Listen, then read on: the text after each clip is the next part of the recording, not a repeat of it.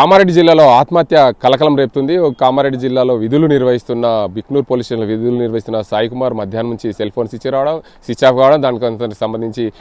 Bibipet police స్టేషన్లో విధులు నిర్వహిస్తూ ఇంటికి వెళ్తున్న క్రమంలో ఆమె ఇంటికి రాలేదని తల్లిదండ్రులు ఫోన్ చేసాము. ఏదైతే శృతి బీబీపేట పోలీస్ స్టేషన్లో కానిస్టేబుల్గా విధులు నిర్వహిస్తూ ఇంటికి వెళ్తున్న క్రమంలో మా అమ్మాయి ఇంటికి రాలేదని ఆమె ఫోన్ ఆధారంగా సెల్ ఫోన్ ట్రేస్ ఆధారంగా ఇక్కడికైతే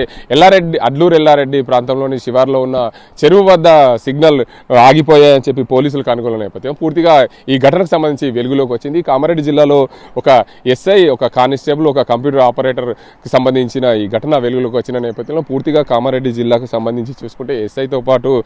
ఎస్ఐ సాయి కుమార్తో పాటు కానిస్టేబుల్ శృతి, అదే కంప్యూటర్ ఆపరేటర్ నిఖిల్